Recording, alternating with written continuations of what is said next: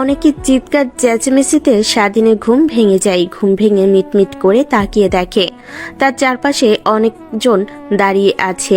স্বাধীন অবাক হয়ে তাকিয়ে থাকে। তখনই পেছন থেকে কারোর কান্না করার শব্দ হয়। স্বাধীন পিছনে তাকিয়ে দেখে তার ভাবি, যার সাথে আগামীকাল তার ভাইয়ের বিয়ে হয়েছে।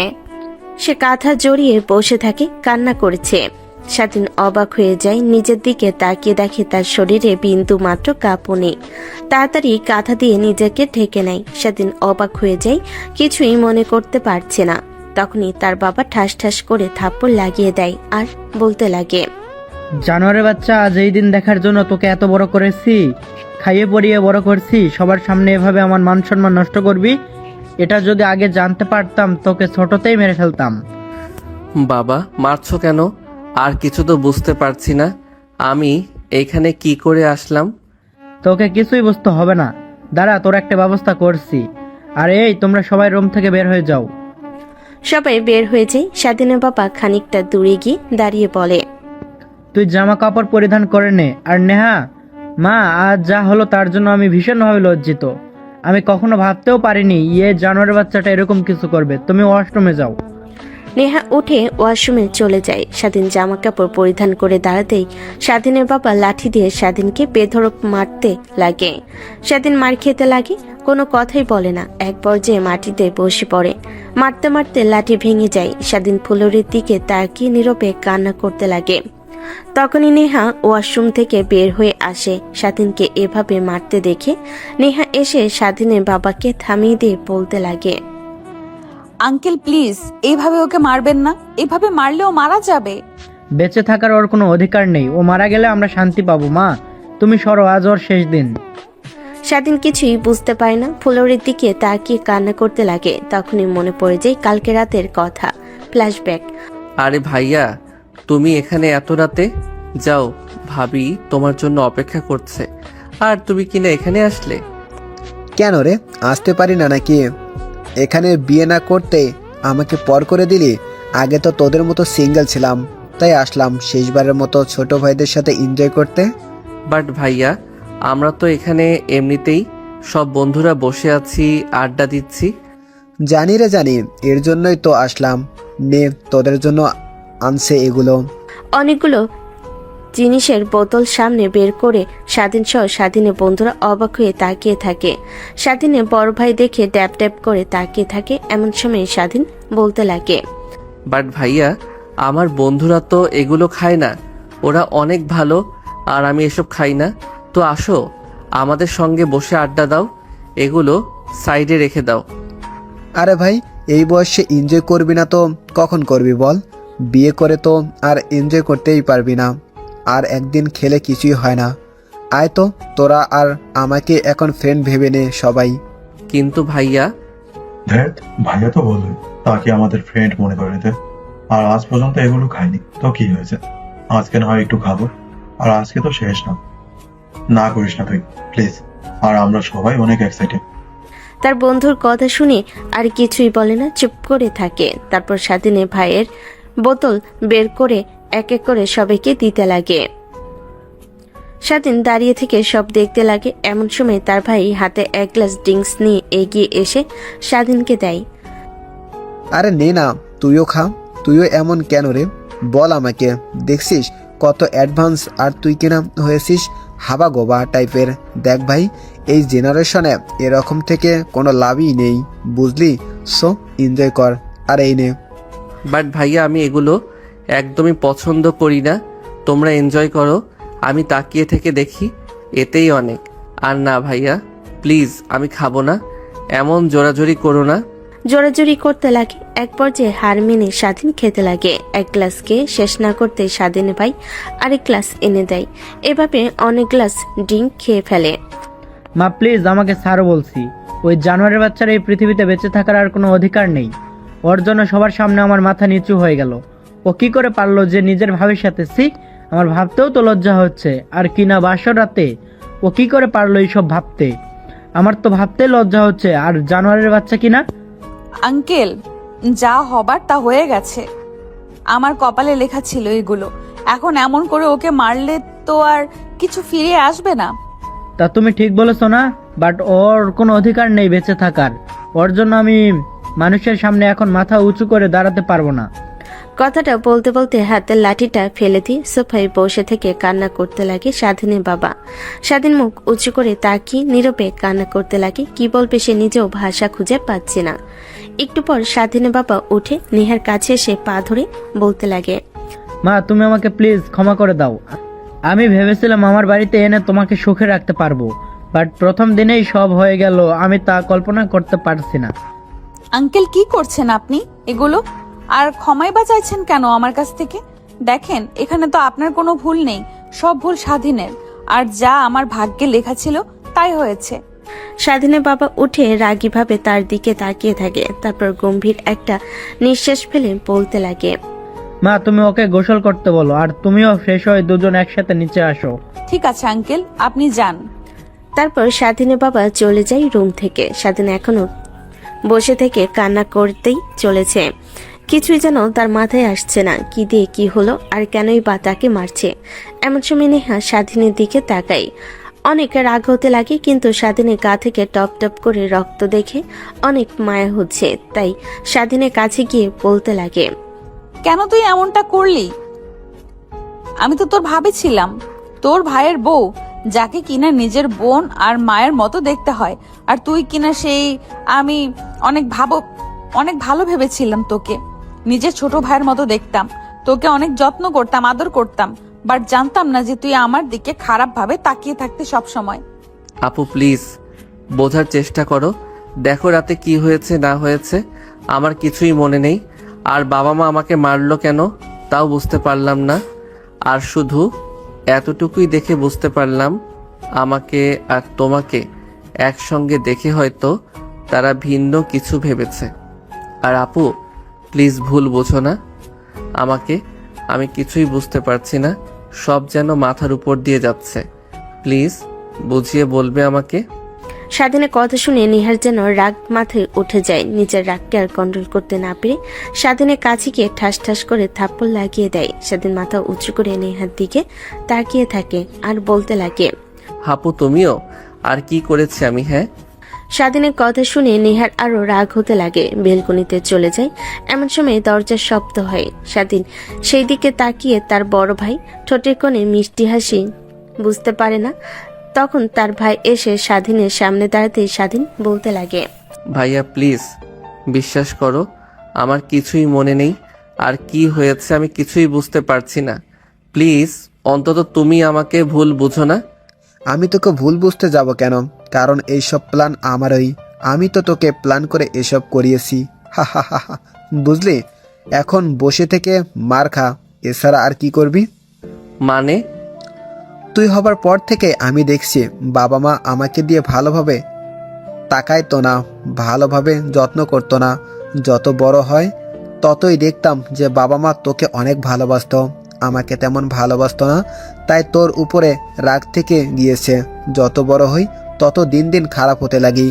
বাবা মা আমাকে অনেক বাজে কথা বলতে লাগে, আর তোকে নিয়ে গর্ব করতে লাগে। আমার সহ্য হয় না। তাই এই বিষয়টাকেই আমি মোক্ষম সুযোগ মনে করি। আর আমি উকিলের কাছ থেকে শুনেছি এইসব জমি জমা বাবা তোর নামে লিখে দিতে চেয়েছে। তাই আর বেশি দেরি করিনি, এই বিয়েটাকে আমার প্ল্যানের অংশ বের করি। বাবাকে বিয়ের কথা বললেই নেহার সঙ্গে বিয়ে দেবার কথা বলে। আমি রাজি হয়ে যাই। তারপর আমাদের বিয়ে হয়। বাসঘরে নেহাকে রেখে তোদের কাছে যাই। তোকে মদের মাধ্যমে ঘুমের ঔষধ আর উত্তেজিত হওয়ার ঔষধ খাইয়ে দিই, যেন তুই নিজের ভিতরে না থাকিস। ধীরে ধীরে তোর যখন অবস্থা বেগতিক হয়ে যায় তখন তোকে নিয়ে আমার রুমের মধ্যে ঢুকিয়ে বাইরে থেকে দরজা লাগিয়ে দিই। আসি, তারপর কি হয়েছে সেটা আর না বললাম, কারণ তুই তো জানিস না, শুধু একমাত্র নেহাই জানে। হা হা হা। তার মানে ভাইয়া তোমাকে অনেক বিশ্বাস করতাম। আর তুমি কেন এরকমটা করলে? দেখো এর ফল তোমাকে একদিন না একদিন ভোগ করতেই হবে। স্বাধীনের কথা শুনে স্বাধীনের বড় ভাই হাসতে লাগে।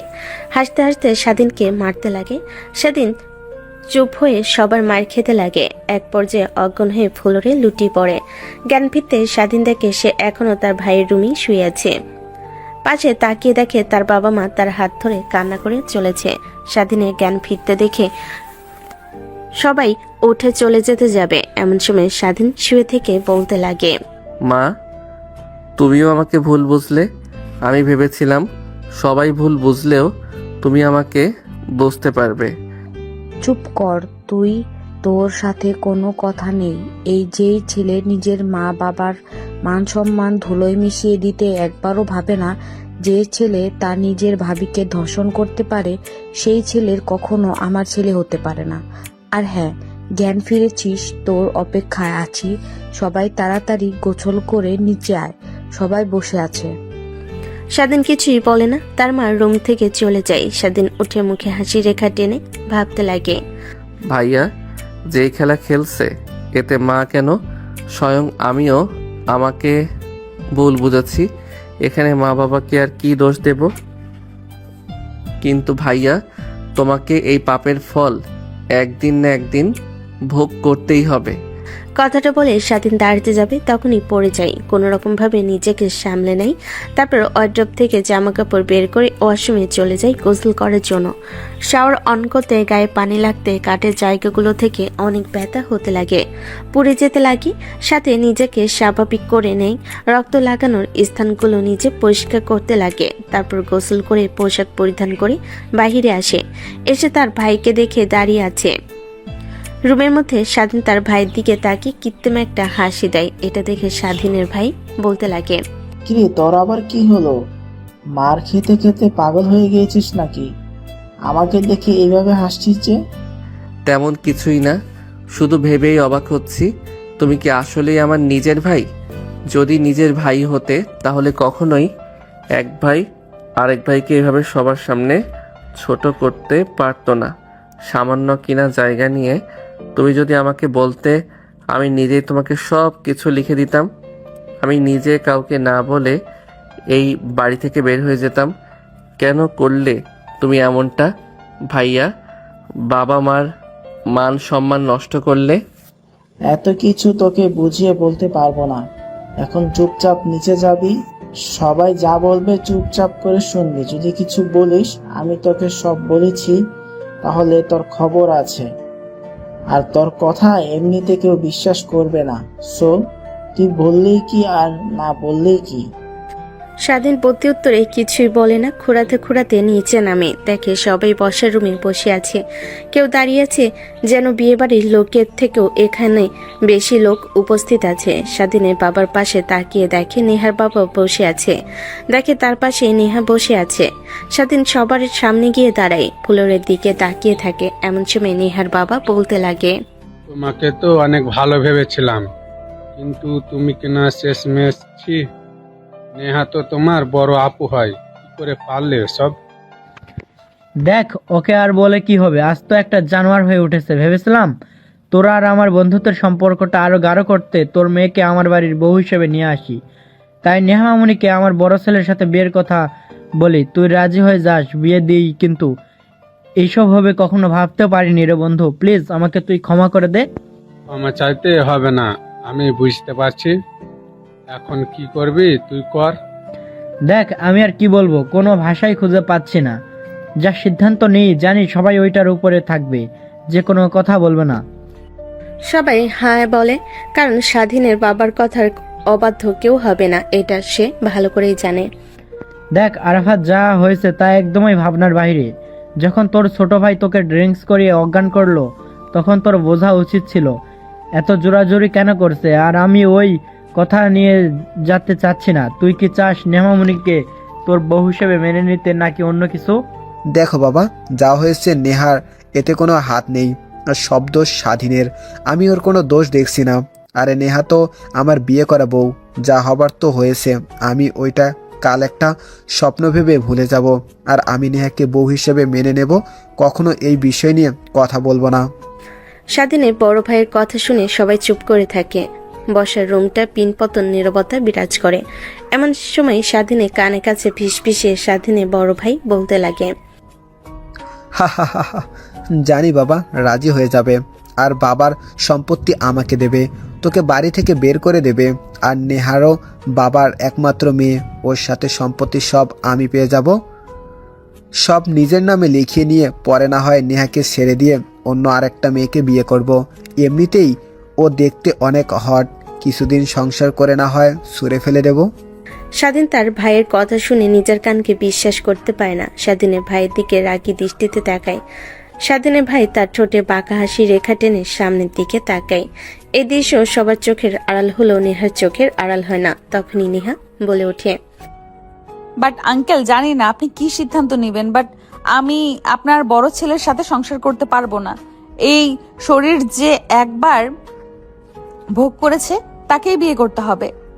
কি বলছো মা? তুমি এসব ওর মতো জানোয়ারের বাচ্চাকে তুমি বিয়ে করবে?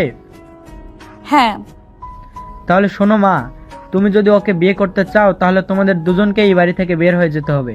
যেমন মান সম্মান নষ্ট করেছে তার জায়গায় এই বাড়িতে হবে না। স্বাধীন অবাক হয়ে নেহার দিকে তাকিয়ে থাকে। এমন সময় নেহার বাবা পাশ থেকে বলতে লাগে, তোর কি মাথা নষ্ট হয়ে গেছে নাকি? ওর মতো বাজে ছেলেকে তুই বিয়ে করতে চাস? দেখ, যা হবার তা তো হয়ে গেছে। আরাফাত তোকে তো মেনে নিতে চাচ্ছে, তো ওকে ভয় পেতে হবে না। আর আমি আর ওর আঙ্কেল তো আছি। না বাবা, আমি তোমাদের আমার সিদ্ধান্ত বলে দিয়েছি, বাকিটা তোমরা যা ভালো মনে করো। তাই আমি আমার সিদ্ধান্তের উপরে অটুট থাকবো। সবাই কানাঘোষা করতে লাগে, অনেকে অনেক কথা বলতে লাগে। এটা দেখে নেহার বাবা আরো রেগে যায় নেহার উপরে, তাই বলতে লাগে, আচ্ছা ঠিক আছে, তোর যেহেতু এটাই সিদ্ধান্ত, তাহলে শোন, তোকে এই বাড়ি থেকে বের করে দেব, আর আমার বাড়ির দরজা তোর জন্য চিরতরে বন্ধ।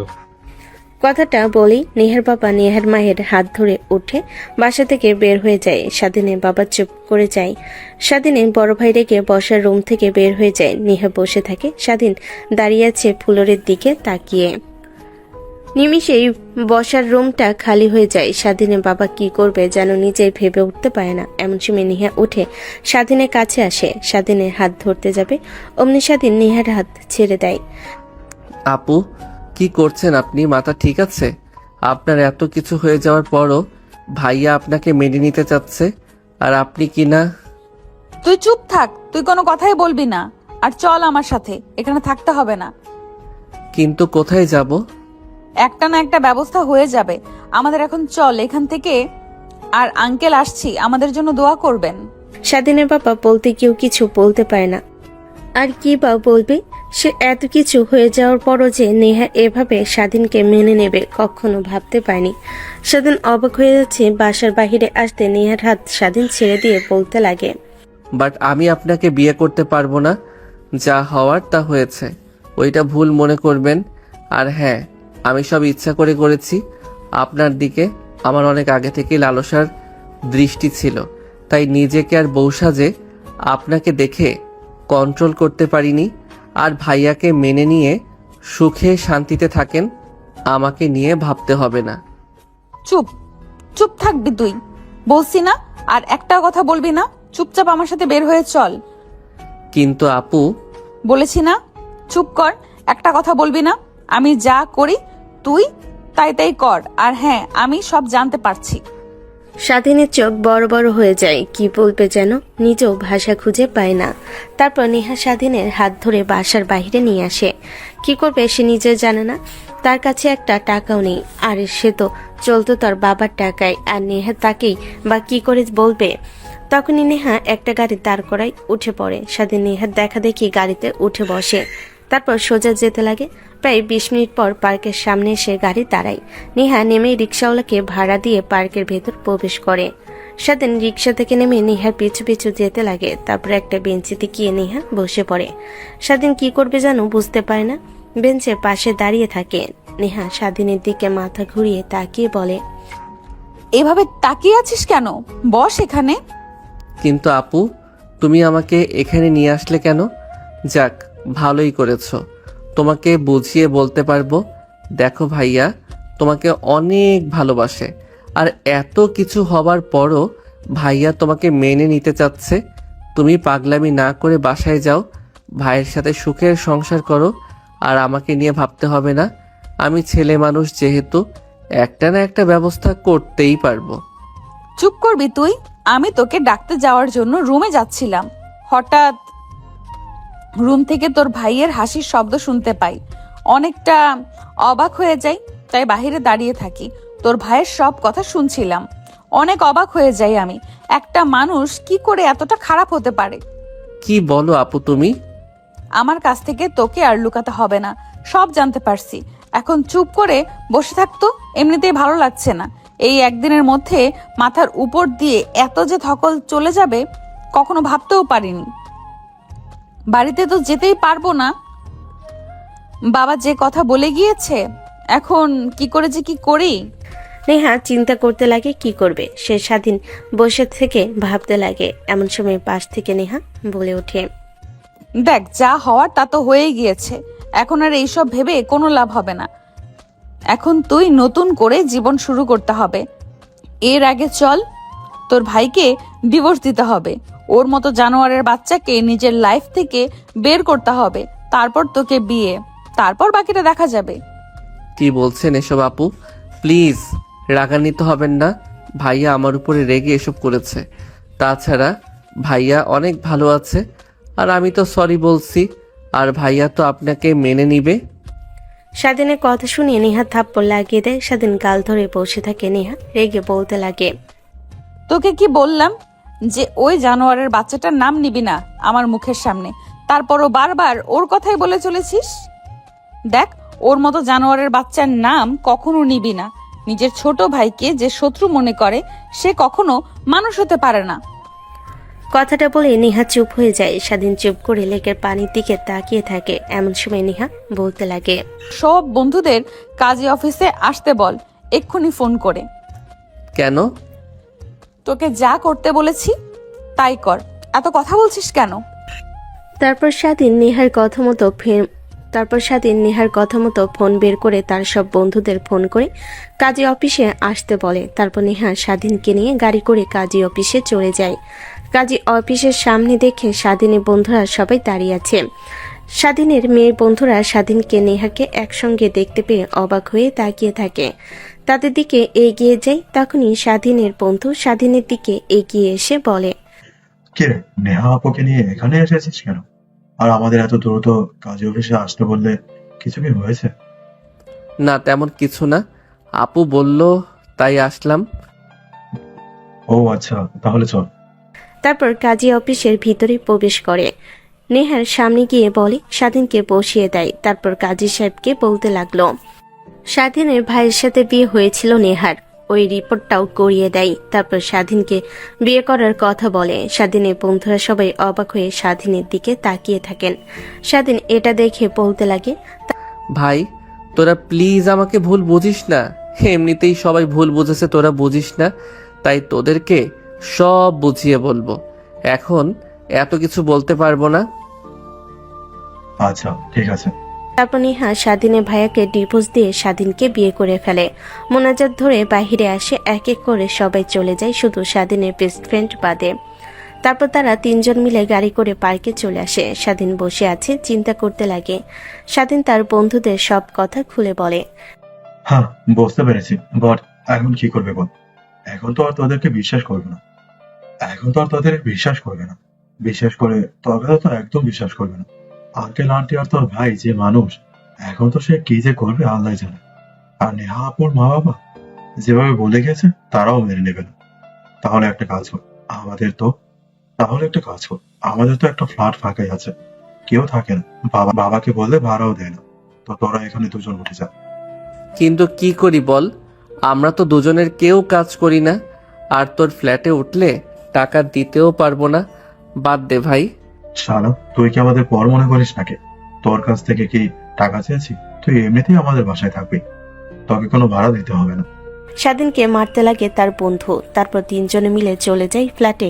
স্বাধীনকে চাবি দিয়ে রুমে সবকিছু দেখিয়ে দেয়। কিছুক্ষণ স্বাধীনের বন্ধু তাদের দুজনের সঙ্গে আড্ডা দিয়ে চলে যায়। সন্ধ্যা হলে অনেক ক্ষুধা লাগে। স্বাধীন কি করবে বুঝতে পারে না। নেহা যে কিছু বলবে তারও সাহস করে উঠছে না। রুমে বসে থেকে ফোন দেখছে। এমন সময় নেহা এসে বলে, না তেমন কিছু না, আপু বলল তাই আসলাম। এই নে টাকা, এই টাকাগুলো দিয়ে বাজার করে নিয়ে আসবি। আর তোর মোবাইলে একটা SMS করে দিচ্ছি, ওইটা ফার্মেসিতে দেখলে তোকে দিয়ে দিবে, ওইটা নিয়ে আসবি। ঠিক আছে আপু। তারপর নেহা স্বাধীনকে বেশ কিছু টাকা দিয়ে দেয়। স্বাধীন বাজার করে ফার্মেসিতে গিয়ে মোবাইলটা দেখালে ফার্মেসি থাকা ডাক্তারটা হেসে ওঠে। নতুন বিয়ে করেছে বুঝি, তাই না? তাই তো এভাবে শরম পেয়েছে। বলতে একটাই SMS করে তোমাকে বলে দিয়েছে। হ্যাঁ তা ঠিক, বাট আপনি কি করে বুঝতে পারলেন আঙ্কেল? বুঝতে হবে না বাবা, তোমাদের মতো এই বয়সটা আমরাও পার করে এসেছি, তাই সবই বুঝতে পারি। আচ্ছা এই নাও।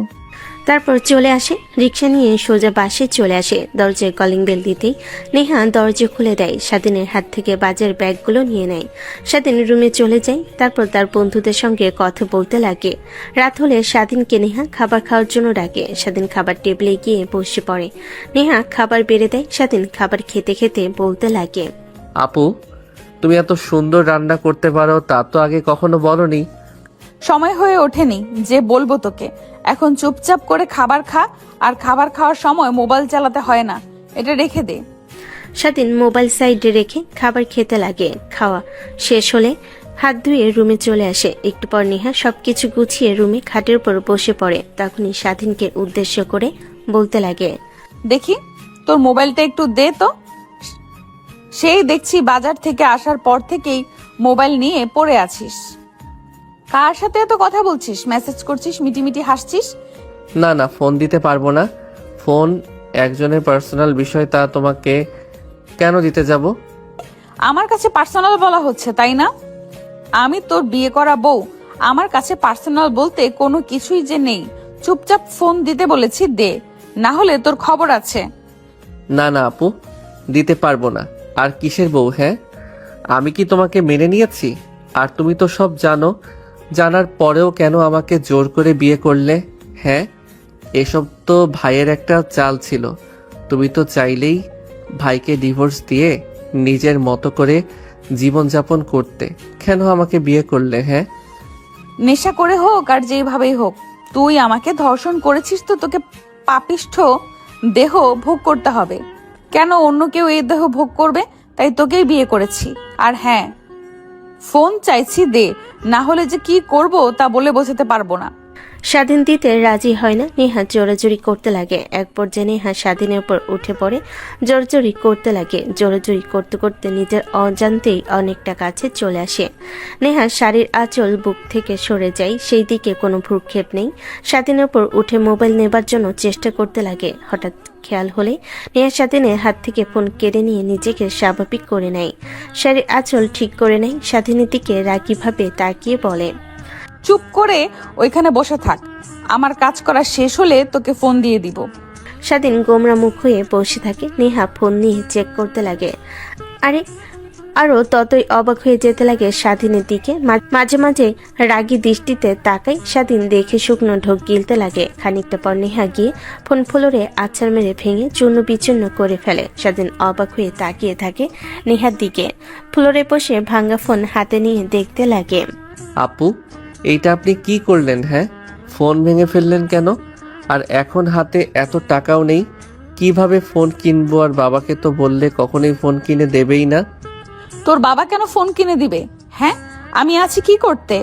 আর ফোনে এগুলো কি দেখলাম? এমনিতে তো ভালো মানুষের মতো ঘুরে বেড়াস, মনে হয় ইনোসেন্ট, কোনো মেয়ের সাথে মুখ তুলে কথা বলে না, বাট এগুলো কি? হ্যাঁ, কই আপু, কিছুই তো না। কি দেখলে তুমি যে এভাবে রেগে গেলে হঠাৎ? কি তাই না? সোনা বাবু, টিয়া, ময়না, এগুলো কি? হ্যাঁ, আর নিকনেম কি দেওয়া? মাই জান, তাই না? এখন আর কোনো জানটানি নাই। আমি তোর বিয়ে করাবো, আমি সব তোর, ময়না, টিয়া, জান, সোনা সব। যদি কোনো মেয়েকে আর এগুলো বলা কখনো শুনেছি বা দেখেছি, তাহলে ওই দিনই তোর শেষ দিন হবে, বুঝলি? সেটা তুমি বললেও তো পারতে, ব্লক করে দিতাম বা কথা বলতাম না। কিন্তু তুমি আমার এইভাবে স্বাদের ফোনটা ভেঙে ফেললে। এখন তো এটা কোনোভাবে ঠিক করাও যাবে না, যেভাবে ভেঙে ফেলেছো। ভালো করছি। আর হ্যাঁ, কোনোভাবেই ফ্যামিলির সঙ্গে যোগাযোগ করবি না, আর আমিও কন্ট্যাক্ট করব না। ফোন থেকে সিম কার্ড খুলে ফেলেছি। আচ্ছা তা বুঝতে পারছি, বাট আপু এখন কি করব? ঢাকায় চলতে হলে অনেক অনেক টাকা লাগে, আর আমি তো কাজ করি না, তুমিও তেমন কোনো কাজ করো না, তাহলে কিভাবে কি হবে? আর বারবার আঙ্কেল যেভাবে রেগে আছে আমাদের, তা কখনোই মেনে নেবে না। তোকে তা নিয়ে ভাবতে হবে না। আপুর কোম্পানিতে আমার শেয়ার আছে, ইভেন আমি সব দেখাশোনা করি। আর বাবা কখনো আমাকে বের করে দিতে পারবে না। ওই কোম্পানির 60% শেয়ার আছে আমার নামে। তো তুই তোর মতো লেখাপড়া কর, যখন যা লাগে আমাকে বলবি। বাট হ্যাঁ, একটা কথা, কোনো মেয়ের দিকে তাকাবি না। যদি আমি দেখেছি তাহলে তোর খবর আছে কিন্তু। আচ্ছা ঠিক আছে। স্বাধীন বেলকুনিতে চলে যায়। নেহা তার ব্যাগ থেকে ল্যাপটপ বের করে অফিসের কাজ করতে লাগে। স্বাধীন একটু পর রুমে এসে নেহাকে কাজ করতে দেখে রুম থেকে বের হতে যাবে, তখনই নেহা বলতে লাগে, কোথায় যাচ্ছিস তুই? হ্যাঁ, কোথায় আর যাবো আপু, রুমে যাচ্ছি, অনেক ঘুম পেয়েছে, ঘুমানোর জন্য। পাশের রুমে যেতে হবে না, এখানে আয়, এখানে শুয়ে পড়, আমার কোনো অসুবিধা নেই। না আপু, রাতে যদি আবার ভুল করে তোমার উপরে পা উঠিয়ে দেই বা যদি জড়িয়ে ধরি, তবু আবার তো তুমি আমাকে ভুল বুঝবে না? না, আমি পাশের রুমেই ঠিক থাকতে পারবো। স্বাধীনের কথা শুনে নেহা হেসে ফেলে। স্বাধীন হতভম্ব হয়ে নেহার হাসি দেখতে লাগে। তখনই নেহা বলতে লাগে, দেখ, মাথায় রাগ উঠিয়ে দিস না। আমি একা থাকতে ভয় পাই, আর এত বড় ফ্ল্যাটে কিনা দুজন মানুষ, তাও তুই থাকবি অন্য রুমে, ভয় পাবো।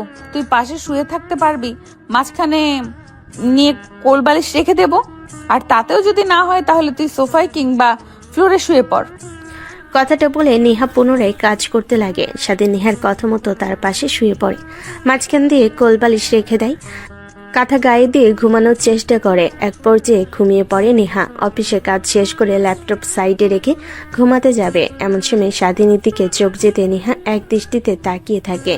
মাঝখান থেকে কোলবালিশ ফেলে দিয়ে স্বাধীনের কাছে গিয়ে স্বাধীনের বুকে মুখ গুজে দিয়ে ঘুমিয়ে পড়ে। পরের দিন সকালবেলা স্বাধীন ঘুম থেকে উঠে বুকের উপর ভারী কিছু অনুভব করে মিটমিট করে তাকিয়ে দেখে নেহা তাকে শক্ত করে জড়িয়ে ধরে ঘুমিয়ে আছে। স্বাধীন কি করবে বুঝে উঠতে পারে না। তখনই নেহা নড়ে চড়ে ওঠে। স্বাধীন ঘুমের অভিনয় করে চোখ বন্ধ করে থাকে। নেহা ঘুম থেকে উঠে নিজেকে স্বাধীনের বুকের উপর আবিষ্কার করে মুখ উঠিয়ে স্বাধীনের দিকে তাকিয়ে মনে মনে ভাবতে লাগে, নেহা, কি করছিস তুই এগুলো? আর ও তোর ছোট ভাই, যা করেছে ও নিজের মধ্যে ছিল না, তাহলে কেন ওর উপর এত না আর এত কিছু ভাবতে পারবো না? ও তো আমার বিয়ে করা স্বামী। সো সব কিছু এখন থেকে ওই আমার যা হয়ে গেছে তো হয়ে গেছে, এইসব নিয়ে ভেবে কোনো লাভ নেই। কথাটা বলে উঠে নিজেকে স্বাভাবিক করে স্বাধীনের গালে কিস করে ওয়াশরুমে চলে যায়। স্বাধীন অবাক হয়ে যায়। নেহা চলে যেতে স্বাধীন মিটমিট করে তাকে হাত দিয়ে গাল মুছতে লাগে আর বলতে লাগে, এনার আবার কি হলো, এমন করছে কেন? আল্লাহ জানে কপালে আর কি কি শনি আছে। কথাগুলো ভাবছিল বসে থেকে। হঠাৎ দরজার কলিং বেলের শব্দ হয়। স্বাধীন অবাক হয়ে যায়, এত সকালে কে বা আসবে। উঠে গিয়ে দরজা খুলে দিয়ে তার বন্ধুকে দেখতে পায়। আরে সজীব, তুই আর এত সকালে? শালা এসেছি, আর কি সাথে দেখ, কয়বার ফোন করেছি, ফোন রিসিভ করছিস না কেন? বন্ধ দেখেছে, রাতে থেকে ফোন করে চলছি, বাট তোর কোনো তো রেসপন্সই নেই। ভাবলাম আবার উল্টাপাল্টা কিছু হলো নাকি, তাই সকাল হতে চলে আসলাম। কিন্তু কে জানে যে তুমি রোমান্স দিয়ে ব্যস্ত, ফোনের দিকে কোনো প্রক্ষেপ নেই। মানে কি বলছিস তুই? আমি যা বলছি আয়না গিয়ে তাকালেই দেখতে পাবো। এখন সর আমার সামনে থেকে, ঠিক মতো রাতে ঘুমাতেও পারিনি। কথাটা বলে স্বাধীনের বন্ধু ভিতরে চলে যায়। স্বাধীন দরজা লাগিয়ে দিয়ে রুমে চলে আসে। আয়নার সামনে দাঁড়াতে অবাক হয়ে যায়, তার গালে এখনো লিপস্টিকের দাগ লেগে আছে। হাত দিয়ে মুছতে লাগে কিন্তু মুছে না। তখনই নেহা ওয়াশরুম থেকে বের হয়। স্বাধীনকে আয়নার সামনে দাঁড়িয়ে গাল ডলতে দেখে হাসি দিয়ে বেলকনিতে চলে যায়। অন্যদিকে স্বাধীন বিড়বিড়িয়ে বলতে লাগে, এনার আবার কি হলো আল্লাহ জানে, কি যে হয়, বাট সবকিছুই মেনে নেবে কে জানে। কথা ভাবতে লাগে আর হাত দিয়ে গাল ডলতে লাগে। লিপস্টিক উঠছে না দেখে অনেক রাগ হতে লাগে। হাল ছেড়ে দিয়ে পেছনে ঘুরে তাকিয়ে দেখে নেহাকে। বেলকনিতে দেখতে পায় দাঁড়িয়ে আছে। স্বাধীন কিছু না বলে ব্যাগ থেকে জামা কাপড় বের করে ওয়াশরুমে চলে যায় গোসল করার জন্য। গোসল করে বাইরে এসে দেখে নেহা রুমে নেই। বসার রুম থেকে হাসির শব্দ শুনতে পাই। স্বাধীন পরিপাটি হয়ে বসার রুমে এসে দেখে নেহা আর তার বন্ধু বসে গল্প করছে আর হাসাহাসি করছে। স্বাধীন দরজা থেকে দাঁড়িয়ে নেহাকে স্বাভাবিক দেখে অবাক হয়ে ভাবতে লাগে। কে বলবে এই মেয়েটার কালকে বিয়ে হয়েছিল আর ধর্ষিতার শিকার হয়েছিল, তাও আবার আমার কাছ থেকে। আজকে দেখে এতটা স্বাভাবিক। এখানে দাঁড়িয়ে আছিস কেন? হাঁদারামের মতো এদিকে এদিকে আয়। তারপর স্বাধীন তাদের সাথে গিয়ে বসে পড়ে আড্ডা দিতে লাগে। অনেকটা সময় পার হয়ে যায়। তখনই স্বাধীনের বন্ধু বলতে লাগে, আপু অনেক ক্ষুধা লেগেছে, আর এত সকালে তো কোনো হোটেল খোলা পাবো না। রাতে এত করে ফোন করলাম, পেলাম না, তাই চিন্তাতেই ঠিক মতো খেতেও পারিনি। আগে বলবে না তুমি? আচ্ছা বসো, আমি একটু আসছি, তোমাদের জন্য খাবার রান্না করে নিয়ে আসি। না না আপু, আপনাকে কষ্ট করতে হবে না, আমি অনলাইনে অর্ডার করে দিয়েছি, না হলে স্বাধীন রান্না করবে। জানেন ও অনেক ভালো রান্না করতে পারে। স্বাধীনের বন্ধুর কথা শুনে নেহা অবাক হয়ে স্বাধীনের দিকে তাকায়। কি বা রান্না করতে পারে? পারে মানে জানেন না তাহলে? কত রেস্টুরেন্টে কাজ করেছে, পার্ট টাইম আঙ্কেলের কাছ থেকে টাকা নিতে ওর কেমন যেন লাগে। তার রেস্টুরেন্ট অনেক মাস কাজ করেছে। আঙ্কেল জানতে পেরে ওর সাথে রাগারাগি করলে আর কাজ করে না সে থেকে। অনেক ভালো রান্না করতে পারি। আমি তো ওর বাসায় গেলে ওর হাতের খাবারই খাই, আন্টির হাতে তো খাই না বললেই চলে। এভাবে অবাক হয়ে তাকিয়ে দেখছিস কি রে? যা রান্না করতে যা। স্বাধীন ছোট বাচ্চাদের মতো উড়ে পড়ে কিচেন রুমে গিয়ে রান্না করতে লাগে। অন্যদিকে নেহা বলতে লাগে, এইভাবে বললে কেন তুমি ওকে? এমনিতে ছেলেটার উপর যে ধকল গেছে, কালকে আঙ্কেল আর ওর ভাই অনেক মেরেছে, আমার অনেক কষ্ট হয়েছিল, কিন্তু রাগ হচ্ছিল। পরে এখন সব জানতে পারি, দরজা পেছন থেকে লুকিয়ে, তখন সব রাগ ভালোবাসায় পরিণত হয়। তোমাকে একটা কথা জিজ্ঞেস করি, দেখো তুমি আমাকে নিজের আপন মনে করে বলো, ও কি কোনো মেয়ের সাথে রিলেশনে আছে? মানে আপু, দেখো ভয় পেতে হবে না, যা সত্যি তাই বলো। কোনো মেয়ের সাথে রিলেশনশিপে আছে কিনা? ওর মোবাইল ফোন দেখে এমন কিছু বুঝতে পারলাম তো, তাই রেগেই মোবাইল ফোন ভেঙে ফেলেছি। স্বাধীনের বন্ধু কি বলবে বুঝতে পারে না, থতমত খেয়ে যায়। আমতা আমতা করে বলতে লাগে, না মানে আপু, ওই মেয়েটাকে তেমন ভালোবাসে না, ওই মেয়েটাই ওর জন্য পাগল। ওই মেয়েটা স্বাধীনের পেছনে অনেক ঘোরাঘুরি করে, স্বাধীন পাত্তাই দেয় না। কিন্তু কি চুপ হয়ে গেলে যে? দেখো সব সত্যি বলো, এতে স্বাধীন আর আমার জীবনের ভালোই হবে, যদি সত্যিটা জানতে পারি। না মানে আপু, স্বাধীন ওই মেয়েটাকে ভালোবাসে, বাট কিছুই বলছে না। ও লেখাপড়ায় সমস্যা হবে, পরীক্ষা শেষ হলে অ্যাকসেপ্ট করবে, এতটুকু আমাকে ও বলেছে। এই করেছে যে ওই মেয়েটার সাথে নাকি কথা বলে, বাট ফ্রেন্ড হিসাবে, এ থেকে বেশি কিছু না।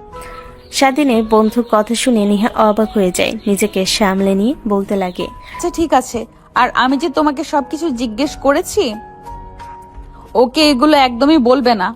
আর তুমি এখানে বসো, আমি যাই, ওর সাথে হেল্প করি। কি বলে ছেলে মানুষ, আর কেমনই বা রান্না করে।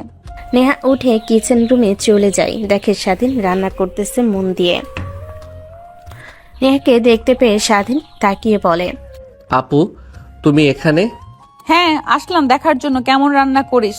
তোর বন্ধুর কাছ থেকে তো অনেক কিছু জানতে পারলাম, তাই দেখার জন্য আসলাম আর কি। খাবারের গ্রান কিন্তু অনেক সুন্দর বের হচ্ছে। হ্যাঁ, আমি রেস্টুরেন্টে কাজ করেছি তো, তাই টুকটাক রান্না করতে পারি। কিছু মনে না করলে একটা কথা বলতাম। স্বাধীনের প্রশ্ন শুনে নেহা তাকিয়ে চোখের ইশারা দিয়ে বলে স্বাধীন বলতে লাগে, তুমি আমাকে রাতে কিস করেছিলে তাই না? স্বাধীনের কথা শুনে নেহা চোখ বড় বড় করে স্বাধীনের দিকে তাকায়। স্বাধীন ভয় পেয়ে আমতা আমতা করে বলতে লাগে, না মানে আপু, সকালে ঘুম থেকে উঠে গালে লিপস্টিকের দাগ দেখলাম, তাই আর কি ভাবলাম কোথা থেকে আসবে। তুমি হয়তোবা কিস করেছো, না হলে তো আর জিন পরি এসে লাগিয়ে দিয়ে যায়নি। হবে হয়তোবা। আচ্ছা তুই এখন যা, আমি রান্না করছি, বাকিটা তুই গিয়ে সজীবের সাথে আড্ডা দে। স্বাধীন আর কোনো কথা না বলে কিচেন রুম থেকে বের হয়ে আসে। একটা হাসি দিয়ে রান্না করতে লাগে। অন্যদিকে স্বাধীন বসে রুমে আসতে তার বন্ধু দেখতে পেয়ে বলতে লাগে, শালা খুব তো বড় বড় গলা করে বলছিলেন যে কখনোই ভাবি যে বলেছিস কখনো বলে টাকাতে পারবে না। এখন তো দেখি বাসর রাতে কি করছিস। ওই দিন তো মাতাল হয়েছিল, আজকে তো আর মাতাল ছিলি না। দেখ ভুল বুঝছিস, কিছুই হয়নি। আমি নিজেও জানি না। নেহা আপু হঠাৎ ঘুম থেকে উঠে আমাকে কিস করে ওয়াশরুমে চলে যায়, আর আমি তো দেখিনি। আমার গালে লিপস্টিকের দাগ লেগে আছে। যদি দেখতে পারতাম তাহলে তোর সামনে কি কখনো নাকি। হ্যাঁ ভাই, হ্যাঁ, সব জানি জানি, আর কিছু বলতে হবে না। আরে কি শুরু করলে তুমি আর নিজেদের মধ্যে? না মানে আপু, কিছুই না। এই শুধু আমাকে নিয়ে খেপাচ্ছে, তাই রেগে। আরে ভাই আপু, আর বলিস না। বিয়ে করা বউ এখন বউ বলে ডাকে, বিয়ে করা বউ এখন বউ বলে ডাকে। আপু বলে ডাকলে তোকে লোক সমাজে গালাগালি কেউ। স্বাধীনেরও রাগ হতে লাগে। নেহা বাঁকা হাসি দিয়ে রুমে চলে যায়। ফ্রেশ হয়ে এসে দেখে দুজনে খাবার টেবিলে বসে থেকে অপেক্ষা করছে। নেহা আসতে স্বাধীন তার বন্ধুকে খাবার দিতে লাগে। আপু, তোমাকে বললাম না, অনেক ভালো রান্না করে, দেখেছো? হ্যাঁ, ভালোই তো। যাক, আমাকে আর কষ্ট করতে হবে না। অফিস করে এসে জামাইয়ের হাত থেকে খাবার খেতে পারবো। নেহার কথা শুনে স্বাধীন বিষম খেয়ে যায়। নেহা উঠে পানির গ্লাস নিয়ে সামনে দেয়। স্বাধীন পানি খেতে লাগে। নেহা অন্য হাত দিয়ে মাথায় হাত বুলিয়ে দিতে লাগে। স্বাধীনের বন্ধু দেখে হাসি দিয়ে খাবার খেতে লাগে। খাওয়া দাওয়া শেষ করে তিনজনই বসে থেকে গল্প করতে লাগে। তখনই স্বাধীনের বন্ধু বলতে লাগে, স্বাধীন, আমার আপু, আপনারা থাকেন, আমাকে বাসায় যেতে হবে। মা আবার চিন্তা করবে। সকাল সকাল ঘুম থেকে উঠে চলে এসেছে, বাসায় বলে আসা হয়নি। আর আজকে কলেজে যেতে হবে, ইম্পর্টেন্ট ক্লাস আছে। আরে দাঁড়াও, আমিও যাব। আমাকে কলেজে যেতে হবে, আমার ইম্পর্টেন্ট ক্লাস আছে। না রে ভাই, তোকে যেতে হবে না। কালকে বিয়ে করেছিস, তুই একটা দিন বউকে সময় নে, তারপর না হয়ে যাস। আমি গেলাম আপু, আসবো আবার। শালা, যা চলে যা, আর যেন না আসিস। কথাটা বলে স্বাধীন তার বন্ধুকে দৌড়ানি দেয়। স্বাধীনের বন্ধু বাসা থেকে বের হয়ে যায়। স্বাধীন দরজা লাগিয়ে দিয়ে নেহার কাছে এসে বসে। তখনই নেহা স্বাধীনের দিকে ট্যাপ ট্যাপ করে তাকিয়ে থাকে। এটা দেখে স্বাধীন বলতে লাগে, আমি আবার কি করলাম আপু? আমার দিকে এমনভাবে তাকিয়ে আছেন যেন এক্ষুনি আমাকে জ্যান্ত গিলে খাবেন। তেমনটা হলে তো ভালোই হতো। আর সজীবকে বলে গেল শুনিসনি? আমাকে আপু বলতে নিষেধ করে গেল না, বউ বলে ডাকবে। তোকে দেখে অনেকটাই অবাক হচ্ছি। সবার সামনে অনেক ম্যাচিউর দেখাস, বাট ভেতর থেকে তো এখনো বাচ্চাদের মতোই রয়ে গেছিস। বন্ধুর সঙ্গে যেইভাবে মারামারি করছিলি, যেন তোর এখন বয়স 8-9 বছরের বাচ্চাদের মতো। ও, এই বিষয়ে? আরে আপু বাদ দেন না। ও এমনি, আর আমরা দুজনে একসাথে থাকলে মারামারি সব সময় করি। স্বাধীনের কথা শুনে রাগীভাবে তাকিয়ে থাকে। স্বাধীন কিছু না বলে রুমে চলে যায়। জানে যতই থাকবে ততই তাকে পচাবে নেহা। একটু পর রুমে আসে, দেখে স্বাধীন বসে থেকে বই পড়ছে। নেহা রেডি হতে লাগে। স্বাধীন কিছুই বলে না। নেহা রুমে পোশাক পরিবর্তন করতে যাবে, তখনই স্বাধীন চিল্লানি দিয়ে ওঠে। নেহা দেখে অবাক হয়ে পেছন ঘুরে তাকিয়ে স্বাধীনকে দেখতে পেয়ে বলে, কি হয়েছে? এমন করে চিৎকার দিলি কেন? মনে হয় যেন ভূত পেতনি দেখে ফেলেছিস। তা না হয় ঠিক, বাট তুমি আমার সামনে পোশাক চেঞ্জ করছো, তোমার শরম লজ্জা করছে না? লজ্জা পাবার কি আছে? হ্যাঁ, তুই তো আমার স্বামী, আর স্বামীর সামনে তো সবকিছু চেঞ্জ করা যায়। এমনিতে তুই পোশাক ছাড়াই আমাকে দেখেছিস। স্বাধীন রেখে বই সাইডে রেখে হেঁটে রুম থেকে বের হয়ে যেতে লাগে। আর নেহাকে উদ্দেশ্য করে বলতে লাগে, আর কত তোমাকে বলবো, হ্যাঁ, যে ওই দিন রাতে যা হয়েছে তা আমার কিছুই মনে নেই, সব নেশার ঘরে হয়েছে। তারপরেও তুমি বারবার ওই রাতের কথাই টেনে নিয়ে আসছো। কথাটা বলে স্বাধীন রুম থেকে বের হয়ে নেহার রুমে গিয়ে বসে থেকে টিভি দেখতে লাগে। নেহা রেডি হয়ে ব্যাগ কাঁধে নিয়ে রুম থেকে বের হয়ে যায়। স্বাধীনের কাছে এসে বলতে লাগে, আমি অফিসে গেলাম, আর তাড়াতাড়ি চলে আসিস। অফিস যাবেন মানে? তোমাকে এত মানে বুঝতে হবে না। না মানে আঙ্কেল তো ভুলে গেল যে আপনি যেন তার বাসাতে না যান, তার অফিসে যেন না যান, তারপরেও যাচ্ছে। দেখেন, বিয়ে যখন করেছি আপনাকে, আমি একভাবে না একভাবে সংসার চালাতে পারবো। প্লিজ, আমি এটা নিয়ে আর কোনো বিবাদ সৃষ্টি করতে চাই না। আরে না, তেমন কিছুই না। তোকে তো আগেই বললাম যে কোম্পানি আমার নামে 60% শেয়ার আছে। আমার দাদু ভাই মারা যাওয়ার আগে আমার নামে লিখে দিয়েছে। কোম্পানিতে আমার অধিকার আছে। আচ্ছা চল, না হয় তুই আমার সাথে বাসায় বসে থেকে কি করবি, এর থেকে বাইরে থেকে ঘুরে আসলি। স্বাধীন কিছু একটা ভেবে মাথা দিয়ে হ্যাঁ ইশারা করে, তারপর নেহার সঙ্গে যেতে লাগে। বাইরে এসে নেহা ফোন কল করলে 2 মিনিটের পর গাড়ি এসে সামনে দাঁড়ায়। নেহা উঠে পড়ে, নেহার পিছু পিছু গাড়িতে উঠে বসে, তারপর যেতে লাগে। এমন সময় ড্রাইভার বলতে লাগে, ম্যাম, বড় ম্যাম তো আপনার জন্য অনেক কান্না করছে। স্যার দেখলাম অনেক আপসেট হয়ে আছে। ও আচ্ছা, বাদ দাও, তুমি অফিসের দিকে যাও, ওইসব নিয়ে ভাবতে হবে না। হাই হাই, একটা কথা, বাবা মা কেউ যদি আমাদের অ্যাড্রেস জিজ্ঞেস করে কখনো কাউকে বলবে না। আচ্ছা ঠিক আছে ম্যাম। ড্রাইভার কিছু বলে না, গাড়ি চলছে তার আপন গতিতে। স্বাধীন বাইরের দিকে তাকিয়ে শুধু দেখে চলেছে, কিছু জিজ্ঞেস করবে তাও পারছে না। তখনই নেহার ফোন বেজে ওঠে। স্বাধীন তাকিয়ে দেখে নেহা ফোন কেটে দেয়। একের পর এক কল আসছে। নেহা ফোন বন্ধ করে ব্যাগে রেখে দেয়। স্বাধীন কিছুই বলে না। একটু পর একটা বিশাল কোম্পানির সামনে সে গাড়ি দাঁড় করে। স্বাধীন আগে থেকে চেনে না। নেহা গাড়ি থেকে নেমে যেতে লাগে। স্বাধীন তার পিছু পিছু কোম্পানিতে আসলে সবাই নেহাকে ওয়েলকাম জানাতে লাগে। স্বাধীনকে সাথে দেখে অনেকটা অবাক হয়ে যায়। তারপর নেহা সবাইকে একত্রে করে মাইক হাতে নিয়ে সবার সামনে স্বাধীনকে তার হাজবেন্ড হিসেবে পরিচয় করিয়ে দেয়। সবাই অবাক হয়ে কানাঘোষা করতে লাগে। নেহা সেই দিকে কোনো তোয়াক্কা না করে তার কেবিনে চলে যায়। স্বাধীনকে নেহা তার পাশের একটা চেয়ার দিয়ে বসে থাকতে বলে। নেহা ল্যাপটপ ওপেন করে কাজ করতে লাগে। এক এক করে সবাই আসছে, নেহার কাছ থেকে সই নিয়ে চলে যাচ্ছে, আর স্বাধীনের দিকে বাঁকা দৃষ্টিতে তাকিয়ে আছে। দেখতে দেখতে অনেকটা সময় পার হয়ে যায়। নেহার সব কাজ শেষ করে স্বাধীনকে নিয়ে বাইরে বের হয়ে গাড়ি করে যেতে লাগে। স্বাধীন চুপ করে আছে দেখে নেহার অনেক খারাপ লাগে। এটা দেখে নেহা বলে, তোমার আবার কি হলো, এমন চুপচাপ আছো? রাতে মোবাইল ভেঙে ফেলার কারণে? না, তা না, এমনিতেই অনেক মুড আপসেট। যাদের সামনে আগে পরিচয় করিয়ে দিয়েছিলেন নিজের হবু হাজবেন্ডের ছোট ভাই হিসেবে, তাদের সামনে আজ হাজবেন্ড হিসেবে পরিচয় করিয়ে দিলেন, তাই নিজের কাছে অনেকটা খারাপ লাগলো। আমার জন্য আপনাকে অনেক নিচু হতে হলো। আমি ছেলে মানুষ, জানি আমার তেমন কিছুই হয়নি, বাট আপনার অনেক মান সম্মান চলে গিয়েছে।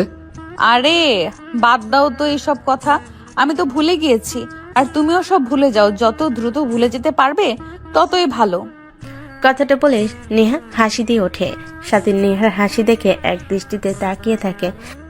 একটু পর শপিং মলের সামনে গিয়ে গাড়ি দাঁড় করায়। স্বাধীন বাইরে তাকিয়ে নেহার দিকে তাকায়।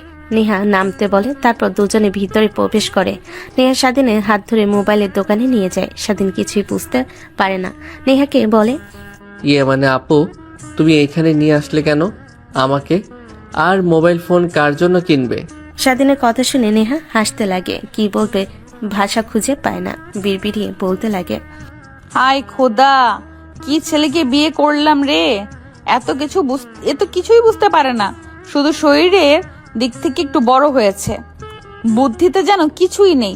এই ছেলে নিজের হবু বউকে ধর্ষণ করবে কথাটা ভাবতেও কেমন যেন লাগছে। আরে কার জন্য আর ফোন কিনার? আমার একটা বন্ধুর জন্য কিনেছি। ও আচ্ছা। তারপর ফোন কিনে নেয়। স্বাধীনকে নিয়ে মার্কেট করতে লাগে। স্বাধীন কিছু বলবে তার বন্ধুর কথা বলে স্বাধীনের খারাপ লাগে, কিন্তু নেহাকে কিছুই বুঝতে দেয় না। কেনাকাটা শেষ করে স্বাধীনকে নিয়ে রেস্টুরেন্টে চলে যায় খাওয়া দাওয়া করে। অনেক রাত হয়ে যায়। বাসায় ফিরতে ফিরতে দরজা খুলে ভিতরে গিয়ে তো স্বাধীন নেহা দুজনেই অবাক হয়ে সামনের দিকে তাকিয়ে থাকে। এমন সময় স্বাধীনের বন্ধু এসে বলতে লাগে, আরে শালা, তোরা এত লেট করে আসলি? কতক্ষণ ধরে আমরা অপেক্ষা করেছি তোর জন্য, আর তোরা কিনা। স্বাধীন তার বন্ধুর কথা শুনে মাথা নিচু করে রুমের দিকে যেতে লাগে। এমন সময় স্বাধীনের বাবা স্বাধীনকে উদ্দেশ্য করে বলতে লাগে, বাবা কথা বলবি না, তুই আমাদের সাথে রাগ করে থাকবি এইভাবে? দেখ, আমরা তো ভুল করেছি। আমরা কি জানতাম তোর ভাই তোর সাথে এত জঘন্য খেলা খেলবে সম্পত্তির লোভে? না, রাগ করে থাকবো কেন তোমাদের উপরে? স্বাধীনের বাবা উঠে স্বাধীনের কাছে আসে। তারপর স্বাধীনের পা ধরতে যাবে। স্বাধীন দূরে সরে গিয়ে তার বাবাকে জড়িয়ে ধরে। স্বাধীনের বাবা কান্না করতে লাগে। দেখ বাবা, আমাদের ভুল হয়ে গিয়েছে। আমাদের বোঝা উচিত ছিল আমাদের ছেলে কখনো এমন কাজ করতে পারে না, কিন্তু রেগে যেন মাথা কাজ করা বন্ধ করে দিয়েছিল, তাই তোকে অনেক মেরেছি। প্লিজ আমাদের ক্ষমা করে দে। দেখ, আমারও ভুল হয়ে গিয়েছে বাবা। আমি জানতাম তুই এমন কাজ করবি না, তারপরেও নিজের চোখে সব দেখার পর আর কিছু বিশ্বাস করতে পারছিলাম না। স্বাধীনের মা এসে স্বাধীনকে জড়িয়ে ধরে কান্না করতে লাগে। নেহার বাবা মা এসে স্বাধীনের কাছে ক্ষমা চায়। স্বাধীন যেন কিছুই বুঝতে পারে না, তার বন্ধুর দিকে তাকায়। স্বাধীনের বন্ধু মুচকি একটা হাসি দেয়। স্বাধীন বুঝতে পারে সব এর কাজ। তারপর সবাই বসে কুশল বিনিময় করতে লাগে। নেহা অবাক হয়ে যায়। তারপর দুজনে ফ্রেশ হওয়ার জন্য রুমে আসে। নেহা অবাক হয়ে স্বাধীনের দিকে তাকিয়ে আছে। কি হলো এগুলো? আর বাবা মাকে কি ভাই বলল? আর আমরা এখানে আছি একমাত্র তো সজীব ছাড়া কেউ জানে না। তার মানে কি সজীবের সব? এমন সময় স্বাধীনের বন্ধু দরজার কর্নারে স্বাধীনকে আসতে বললে দেখে তার বন্ধু। তার মানে তুই এসব করেছিস? হ্যাঁ, আমিই করেছি তোদের জন্য। হ্যাঁ, আমিই করেছি তোদের দুজনকে এভাবে কষ্ট পেতে দেখে। আমার ভালো লাগছিল না, তাই আঙ্কেল আন্টিকে গিয়ে সব খুলে ফেলে। আমার ভালো লাগছিল না, তাই আঙ্কেল আন্টিকে গিয়ে সব খুলে বলি। তারা কিছুই বুঝতে পারে না। যখন সব বোঝে, বলার পর সব দেখিয়ে দেওয়ার পর বুঝতে পারে। আর নেহাপুর বলা কথা আমি ভিডিও করে রেখেছিলাম, সেগুলো দেখলে তারা বুঝতে পারে। পরবর্তীতে ছাদে গিয়ে ড্রিঙ্কসের বোতল দেখে সব বুঝে ফেলে। তারপর তারা নিজের ভুল বুঝতে পেরে আমাকে জড়জড়ি করতে লাগে তাদের কাছে নিয়ে আসার জন্য। তারপর তারা আসে এখানে। আমরা তো অনেকক্ষণ ধরে তাদের আসার জন্য অপেক্ষা করছিলাম। আর তোরা দুজন কিনা। অনেক অনেক ধন্যবাদ তোকে। তোর ঋণ কিভাবে শোধ করব আমি জানি না। আর ঋণ শোধ করতে হবে না। তোর শাড়িও নেই যে বিয়ে করবো। এখন আমার মা বাবাকে বলে আমাকেও নেহাপুর মতো সিনিয়র দেখে একটা মেয়ে খুঁজে বিয়ে করিয়ে দে, তাহলে তো তোর ঋণ শোধ হবে। কথাটা বলেই স্বাধীনের বন্ধু রুম থেকে চলে যায়। নেহা স্বাধীন দুজনে হাসতে লাগে। তারপর ফ্রেশ হয়ে বাইরে আসে, সবার সঙ্গে কথা বলে খাওয়া দাওয়া শেষ করে নেয়। আচ্ছা বাবা, অনেক তো রাত হলো, এখন চল আমাদের সাথে। কোথায়? কোথায় আর যাবে, নিজের বাসায় চল বাবা। স্বাধীন কি বলবে বুঝতে পারে না। নেহা মাথা দিয়ে হ্যাঁ ইশারা করে। তারপর স্বাধীন নেহা দুজনে রেডি হয়ে তার মা বাবার বাসায় চলে আসে। স্বাধীন তার রুমে গিয়ে এলিয়ে দিয়ে খাটের উপর শুয়ে পড়ে। নেহা ওয়াশরুমে চলে যায় ফ্রেশ হওয়ার জন্য। ফ্রেশ হয়ে স্বাধীনকে শুয়ে থাকতে দেখে বলে, এখন তো খুশি, আর অনেক অনেক ধন্যবাদ। তোর বন্ধু কে না থাকতো আজ এত সহজে এসব কখনোই হতো না। তা ঠিক বলেছো। কথাটা বলে স্বাধীন চলে যায় ফ্রেশ হয়ে বাহিরে বের হয়। খাটের উপর শুয়ে থেকে ঘুমের নিঃশ্বাস ফেলে। নেহার দিকে তাকিয়ে দেখে নেহা ড্রেসিং টেবিলের সামনে বসে থেকে সাজগোজ করছে। স্বাধীন এটা দেখে হাসি দিয়ে বলতে লাগে, সবাই আমাদের দুজনকে নিয়ে অনেক কিছু আশা করছে আপু। আমাদের উচিত তাদের সবকিছু বলে দেওয়া। মানে কি বলবো? এই যে আমরা একে অপরকে ভালোবাসি না, আর যা হয়েছে সব ভুল বোঝাবুঝির জন্য। আর আমি জানি কখনোই তুমি আমাকে মেনে নেবে না নিজের হাজবেন্ড হিসেবে। সব মেয়ে চায় যে তার থেকে ম্যাচিউর কোনো ছেলে, আর আমি বাচ্চাদের মতো। নেহা স্বাধীনের দিকে রাগীভাবে তাকালো। স্বাধীন বুঝতে পারে না নেহা স্বাধীনের কাছে এসে স্বাধীনের উপর উঠে বসে, দুহাত দিয়ে গলা চেপে ধরে বলতে লাগে, আমি তোকে সব বলেছি। হ্যাঁ, যে তুই এসব বলেছিস, আর আমি তো তোকে স্বামী হিসেবে মেনে নিয়েছি। ওটা তুই তো মেনে নিসনি। কোনো মেয়েকে নিয়ে যেন ভালোবাসার স্বপ্ন দেখেছিস, ঘর বানানোর, তাই তো? তার উপরে আমিও জোর খাটাচ্ছি না, এখন আর না। এখন তো পরিবারও মেনে নিয়েছে। এখন দেখবো কোন মেয়ের দিকে তুই তাকাস, তারপর ওই মেয়েকে, তারপর তোর চোখ একদম উপড়ে ফেলবো। আর মিথ্যে বলতে হবে না বাবু। আর ছাড়ো আমাকে। তুমি তো তোমার প্রিয় মানুষের জন্য সব কিনেছো, পোশাক আশাক, মোবাইল ফোন। আমি ভালো করেই জানি, আমাকে বোঝাতে হবে না। আমি ছোট বাচ্চা নই। হায় আল্লাহ, তুই এখনো ছোট বাচ্চাই রয়েছিস। তোর বুদ্ধি বলতে কিছুই হয়নি। নিজেই তো দেখলি তোর পছন্দ মতো ফোন কিনলাম, তোর পছন্দ মতো সব জামা কাপড় কিনলাম, আর তুই বলছিস আমার ফ্রেন্ডের জন্য। হাদারাম, আমার ফ্রেন্ড একটাও নেই। ছেলে ফ্রেন্ড সব তোর জন্যই কিনেছি। কি? শালা কুত্তা। কথাটা বলে নেহা স্বাধীনের উপর ঝাঁপিয়ে পড়ে। তারপর তারা হারিয়ে যায় ভালোবাসার কত গভীরে, যা আমাদের আর না জানলেও চলবে।